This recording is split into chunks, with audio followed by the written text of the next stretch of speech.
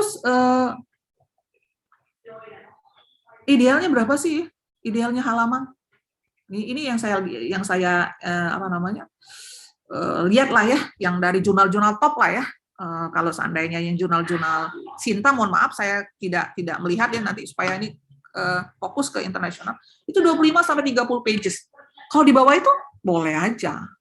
Maksimum lah panjangnya. Jadi memang sebenarnya kalau riset kita tuh deep, riset kita tuh betul-betul komprehensif, sekitar 25 tuh tembus Bapak Ibu. Saya pagi ini saya lagi menulis gitu ya, saya ini mengejar beberapa artikel ke jurnal Biomedical Signal Processing and Control ya, Elsevier. Itu sampai pagi ini tuh 31 pages ya.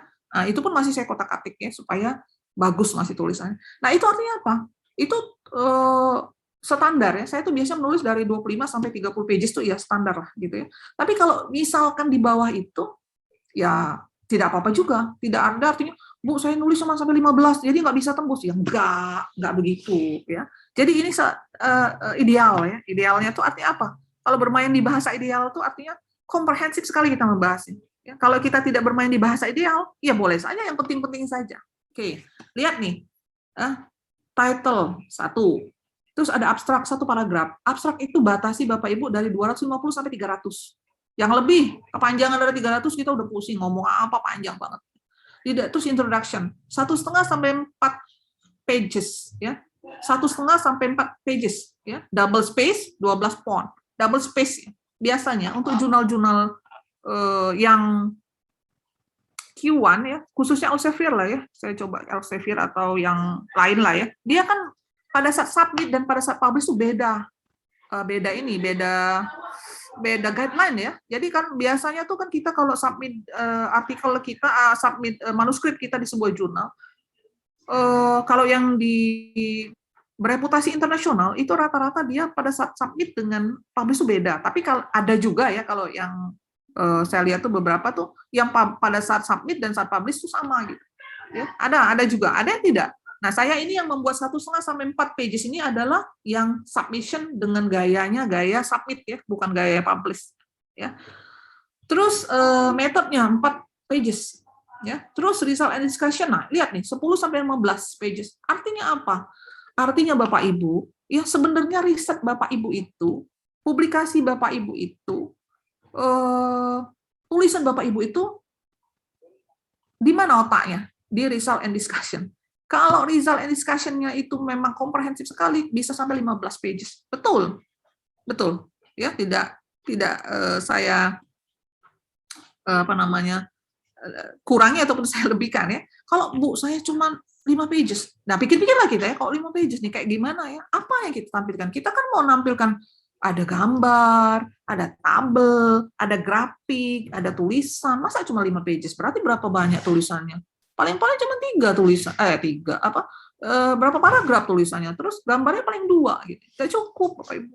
Ya, jadi kita harus benar-benar melakukan riset yang mendalam. Conclusion 1 sampai 2 pages. Ya, boleh nggak? Cuma setengah pages boleh. Ya. Terus figures tidak terbatas, bisa 6 sampai 10, table 1 sampai 5, referensis 20 sampai 60. Betul, ya. Kalau Bapak Ibu menulis artikel itu sekitar 20 sampai 60. Tapi kalau riset review bisa sampai 200 sampai 250. Jadi pilih saja yang mana. Supporting materials no limit. Nah, nanti ini kalau dijumlah-jumlahkan sekitar 25 sampai 30 pages. Ya, ini komprehensif, deep research, komprehensif, ya. Dijelaskan memang betul-betul secara menyeluruh riset kita. Oke, ya. Terus abstrak. Nah, abstrak itu apa sih isinya? 250 kata. Sebentar. 250, 100 sampai 250 kata, 100 kependekan ya, 250 lah. 250 kata sampai 250 maksimum lah ya. The most general structure abstract. Lihat nih Bapak Ibu. Ya, ada background, ada method, ada finding, ada short discussion, ada originality, ada research limitation, dan conclusion. Jadi, abstrak itu kalau ngomong-ngomong bahasanya gini, abstrak itu adalah sebuah artikel dalam tulisan 250 kata. Saya ulangi lagi. Abstrak itu ada 1, background, ada methods or designing, ada finding or output, ada short discussion or scope, ada originality, ada research limitasi, dan conclusion. Artinya apa? Artinya abstrak itu sebenarnya adalah artikel manuskrip kita yang dibuat dalam 250 kata. Nah, itu aja ya, pendeknya ngomongnya. Jadi kalau selama ini saya buat abstrak kayak gitu, Bu, rubah. Oke. Jadi brief ya. What you did, why you did, ya, apa yang kamu lakukan dan mengapa. Kalau nggak tahu apa yang dikerjakan, mengapa dikerjakan nggak tahu, gimana? Berarti kan nggak tahu sebenarnya kita abstrak tuh nulis apa sih, ya? Metode yang kita gunakan tuh apa? Result kita apa? Hasil kita major result, hasil utamanya saja ya kan, hasil itu kan banyak kan, bisa berapa tabel, berapa grafik gitu. Terus major conclusion, ya hasilnya semuanya dalam bahasanya very briefly, artinya sangat singkat sekali, ya, dari semua tulisan dalam manuskrip yang 30 pages, jadi 250 kata. Kebayang nggak? Kebayang. Buat abstrak tuh nggak gampang, ya, nggak gampang. Jadi kalau kita buat abstrak, saya buat abstrak 5 menit beres, tuh bukan abstrak. Namanya biasanya kopas. Biasanya kita tuh suka sekali kopas dari isi ke abstrak, nggak boleh. Abstrak tuh tulis ulang. Ya, isinya yang tadi. Oke. Nah, contohnya kayak gini, sekitar ini ya. Jadi dia bilang juga nih, abstract depends on the journal format or guideline, ya. Bisa kayak gini, abstrak bisa kayak gini. Ini jadikan 250. Ya, 250. Nggak boleh lebih lah. Kadang-kadang boleh lebih, kadang-kadang saya tuh tembus ke 300 kalau lagi banyak yang harus saya omongin di alam abstrak itu, saya kadang-kadang tembus ke 300. Tapi jangan lebih, ya, jangan lebih dari 300. 300 pun kadang-kadang saya coba kurangi jadi 270 gitu. Kalau lebih itu tidak apa ya, terlalu banyak nanti. Nah, introduction itu apa? Bapak Ibu, introduction itu sebenarnya kita tuh mau ngomong tentang riset kita, tapi basisnya riset orang. Itu aja sebetulnya. Kalau Bapak Ibu lihat ini kan panjang apa sih, Prof, itu saya nggak paham sekali. Oke lah, saya ambil kalimat yang paling simpel. Bapak Ibu mau mau menulis, ya, tulisan Bapak Ibu, tapi basisnya tulisan orang, gitu aja. Saya ulangi lagi ya. Bapak Ibu menulis, ya, apa yang Bapak Ibu buat dengan basisnya tulisan orang lain. Karena di dalam introduction itu isinya background. Background itu adalah latar belakang. Latar belakang itu apa? Latar belakang. Kenapa kita mau nulis itu gitu. Ya. Jadi kalau bahasanya ini di sini kayak gini. What do this study? Mengapa ini dikerjakan?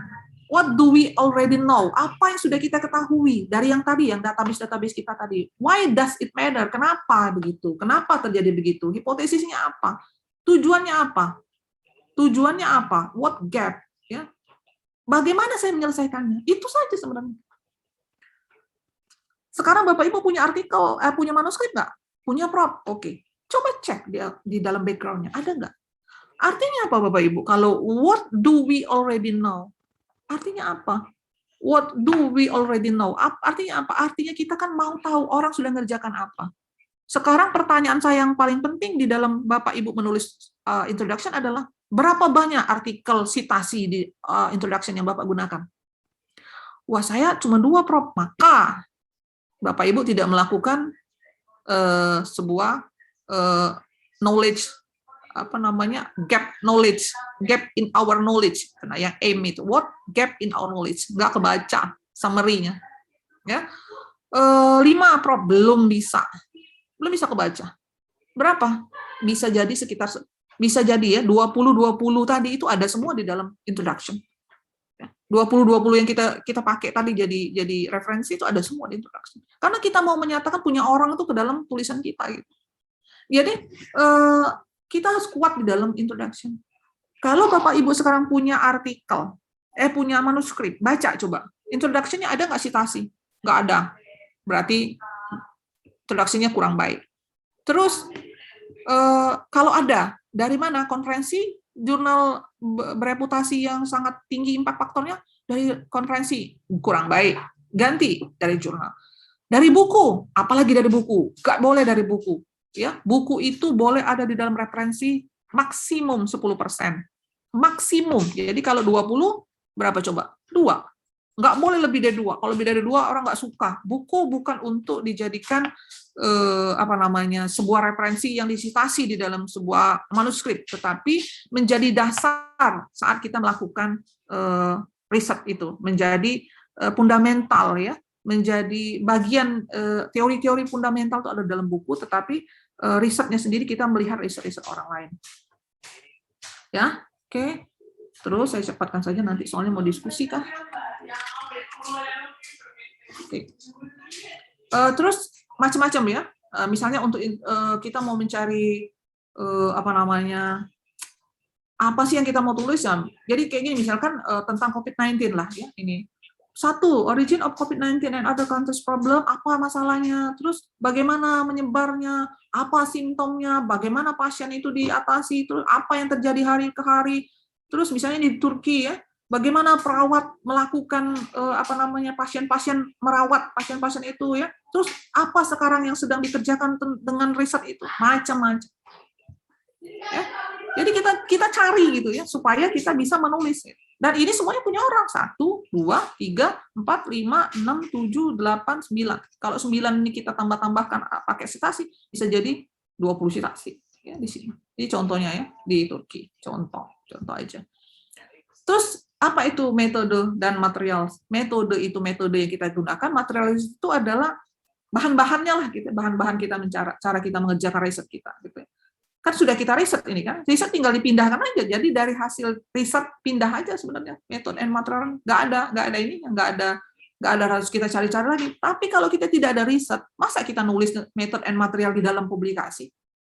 Saya ulangi lagi Bapak Ibu, tulisan methods and material ini di dalam riset, tinggal pindah ke dalam artikel, di dalam manuskrip. Bukan manuskrip yang nggak ada risetnya, tiba-tiba ada method and material, gimana coba? Dari mana methods and material itu? Harusnya kan itu di riset, bukan di dalam manuskrip. Ya, kita tinggal pindahkan saja.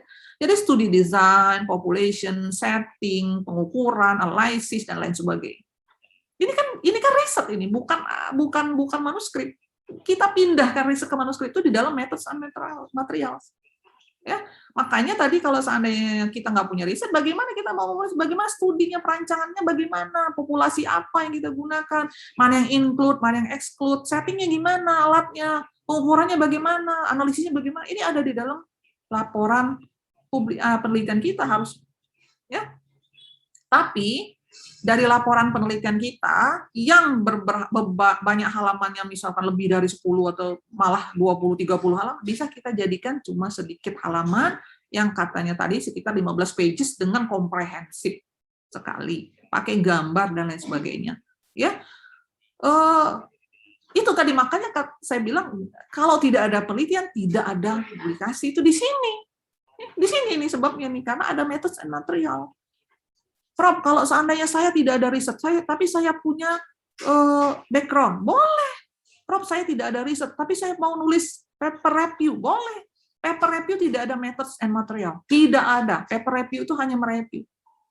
Prof, saya tidak ada riset, tapi saya mau buat letter, nggak bisa. Letter itu adalah hasil dari riset. Saya punya penelitian, Prof, bagus. Saya mau buat manuskrip, paper saya, oke? Berarti metode dan materialnya pasti ada. Oke ya. Saya lanjutkan. Nah, bagaimana menulis metode itu? Ya. Di dalam metode itu sebenarnya ya banyak sekali cara ya. Saya tidak membatasi lah ya, karena nanti kan susah Bapak Ibu. Silakan aja ikuti bagaimana kata hati kita sajalah menulis itu. Kenapa menuruti kata hati kita? Gini, di dalam metode itu kan punya kita. Ya, bukan punya orang. Kita sangat tahu apa yang kita lakukan. Kita sangat tahu apa yang kita hasilkan. Kita sangat tahu apa yang menjadi masalah di dalam hasil kita. Kita tulis aja dengan bahasa kita. Ya. Tapi yang pasti metode itu kan ada perancangannya, ada yang mengukurnya, ada hasilnya, ada apakah menjawab hipotesis kita. Jika iya, ya sudah, itulah metode kita. Kalau tanya, Prof, mau pakai gimana caranya?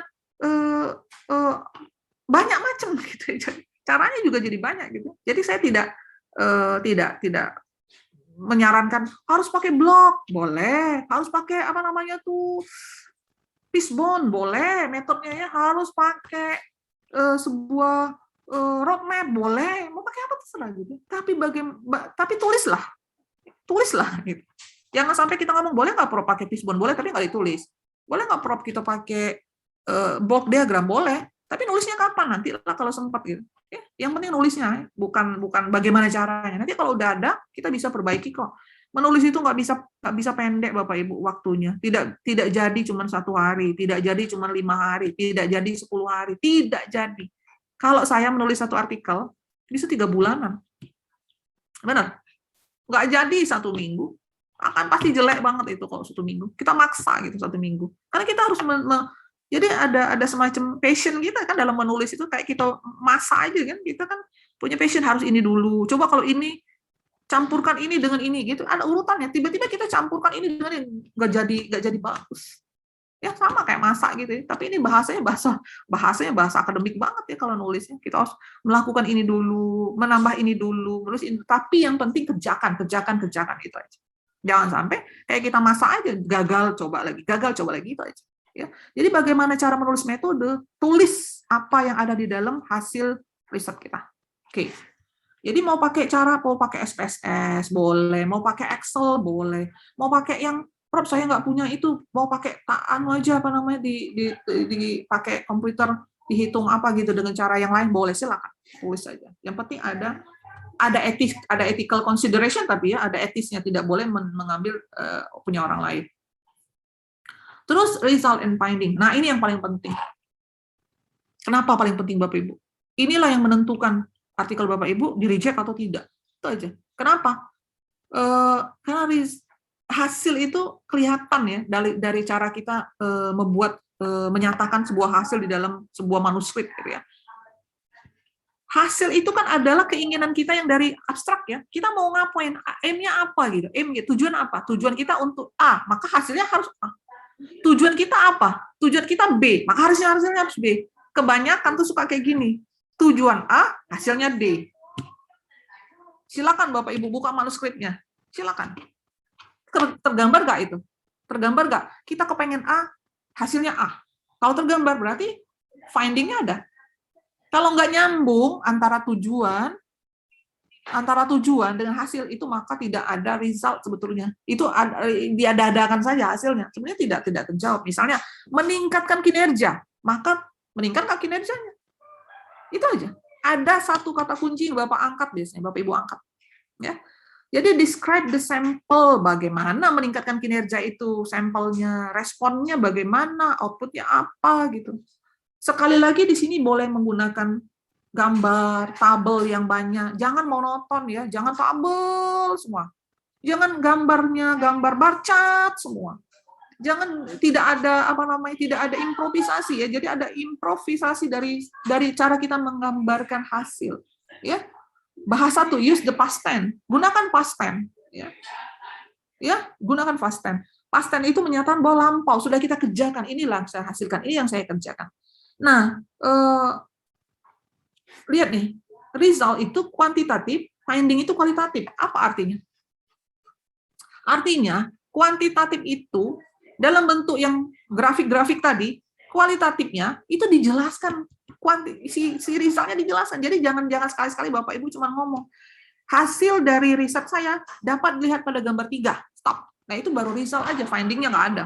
Findingnya kualitatif. Nah gambar 3 itu, di gambar 3 itu memperlihatkan perbandingan zat A, B, C. Di situ dari zat itu apa yang harus diinformasikan ke pembaca? Apa findingnya? Kalau nggak ada finding, nggak ada originalitas nanti. Cuman ngomong result aja. Result tuh banyak. Semua orang bisa buat grafik. Semua orang bisa buat bar chart. Semua orang bisa buat tabel, tapi tidak semua orang bisa melakukan analisis kualitatif kepada tabel. Betul, tidak semua orang bisa menganalisis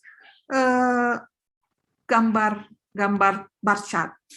Menampilkannya bisa, menggambarkannya bisa, pakai Excel jebret keluar, pasang di jurnal. Tapi bisa nggak menganalisis findingnya? Apa finding kita terhadap punya orang lain? Bedanya di mana? Kalau nggak ada beda, ya nggak ada hasil, berarti kan kita kan mau cari kontribusi gitu ya. Nah, jadi bahasanya itu makanya di dalam artikel, di dalam manuskrip itu disebut results and discussion. Nah, finding-nya itu di discussion. Oke ya, finding-nya di discussion. Kalau cuma ngomong result, ya stop result aja, nggak ada finding-nya, nggak ada discussion-nya, nggak ada analisisnya. Itu bukan manuskrip yang baik. Yang paling susah adalah kualitatifnya, bukan kuantitatifnya. Kuantitatifnya Bapak Ibu tuh sudah dapat dari risetnya, tapi kualitatifnya itu yang harus membandingkan dengan riset orang. Oke, nah kayak gini ya. Nah ini Bapak Ibu sering kan buat kayak gini kalau di medis tuh ya, ada gender, ada apa namanya status, medical record. Tapi ini apa? Secara kuantitatif ada, nih angkanya nih, ada min, ada deviasi, ada persen, ada jumlah, ada include, ada include, ada exclude. Tapi apa? Jelaskan ini. Kalau cuma ngomong itu dia tabel itu, tapi tidak tahu ini apa tuh namanya yang ada di dalam sini, yang bagian gendernya, material status, education, institution. Ini apa? Ini harus dijelaskan. Ini baru yang namanya finding. Oke, discussion ya. Discussion itu yang tadi, yang menjelaskan resultnya, yang menjelaskan result pada finding tadi ya. Jadi principal finding, strengths and weakness-nya apa, implikasinya apa, ya. Jadi kita itu kalau nulis sebuah riset itu, sebuah hasil daripada riset itu harus hasil utamanya apa sih? Ya, terus kelemahannya apa? Jangan kita ngomong, jadi bahasanya gini, kita kepedean dengan riset kita ya, kita ngomongnya keren bener, tapi kita tidak pernah menampilkan kelemahannya. Itu nggak boleh. Di dalam sebuah manuskrip yang baik itu ada, kita tahu betul apa kelemahannya dan sebutkan di dalam manuskrip supaya orang lain ikut meneliti.